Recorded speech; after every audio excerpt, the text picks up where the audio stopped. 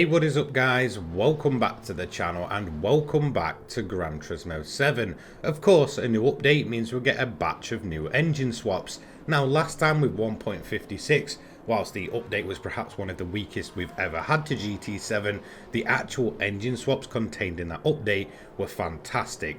They were all capable of turning road cars into full-blown race cars. But what about the engine swaps from this update? Well, there's less of them at a total of 5, and unfortunately, bar one, they're all pretty much high-speed engine swaps and not really race efficient. Speaking of race efficiency, let's talk about the only one from this update. That is the EJ20 Impreza Rally. Of course, brand new last time with update 1.56. It gets a new engine swap once again, and it's the second swap for the Subaru BRZ S 2015.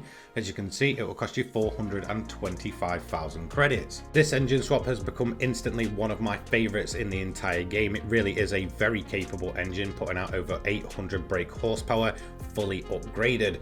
In terms of the PP rating, it goes from 454.54 to 496.71. Displacement drops by 4 to 1994cc. Aspiration goes from naturally aspirated to turbocharged. Max power, a measly 197 to 299. Max torque goes up to 48.0 and the weight to power ratio goes to 4.04. Just like the Group 3 Suzuki engine, it's capable of race fuel efficiency. Moving on then to the second engine swap of the update, that is the 2JZ GT Supra, of course from the Toyota Supra. A very popular engine swap overall, especially for those of us that like to go drifting, and well, you'll be probably happy here considering it goes into two rear-wheel drive cars, and those are going to be both BMWs. The first is the BMW M2 Competition from 2018, which I could have sworn already had an engine swap, but it turns out it didn't. So for 210,000 credits, you can get yourself a 2JZ in this thing. In terms of the PP rating, it does go down to 524.09. Displacement will go up to 2,997. It will remain turbocharged, of course. Weight will actually go up to 1,649, the max power down to 325, and the max torque to 54.2.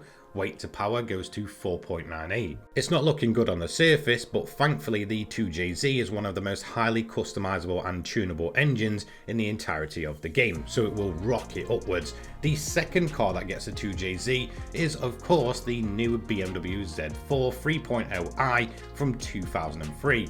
Now this one does see an increase to 524 pp. Displacement will go up to 2,997, goes from naturally aspirated to turbocharged. We do see an increase in weight to 1,384. Max power will now bump up to 325.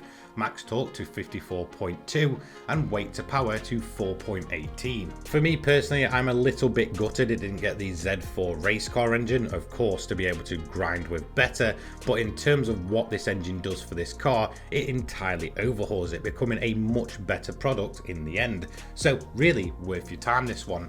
Let's move on then to the Windsor 351 Maverick. Of course, this engine is from the GAC Maverick, one of the most ridiculous cars in the entirety of GT7. When fully tuned, this engine is capable of putting out 1,400 brake horsepower, so really is a handful. As for the price, very cheap, 250,000 credits, mainly built for kind of drag racing and such. I wouldn't recommend trying to race this thing. It can be an incredible handful. Now in terms of the first car then, they are both Fords, and it's the Ford GT from 2006. As we can see, the PP rating will go up to 689.61. The aspiration will go from supercharged to turbocharged. The weight will actually decrease to 1,374 kilograms. Max power will rocket up as standard to 1,199 brake horsepower. Max torque is going to turn to 124.4, and the weight to power ratio, pretty ridiculous as standard at 1.12. And of course, we're not done with Ford GTs here. here. In fact, we're going to get the exact same swap for the Ford GT from 2017, and this car really surprised me just how good it acts with the 1400 brake horsepower maximum tuned engine. As for the PP rating, then it does go up to 695.47, displacement increases to 6,997, the weight will go up to 1,419, max power of course is 1,199, again capable of 1,408 brake horsepower max tuned, max torque goes to 124.4, and the weight to power ratio on this one is 1.16. As mentioned, the more modern variant of the Ford GT though is entirely capable of coping with that 1400 brake horsepower maximum tuned, surprisingly so.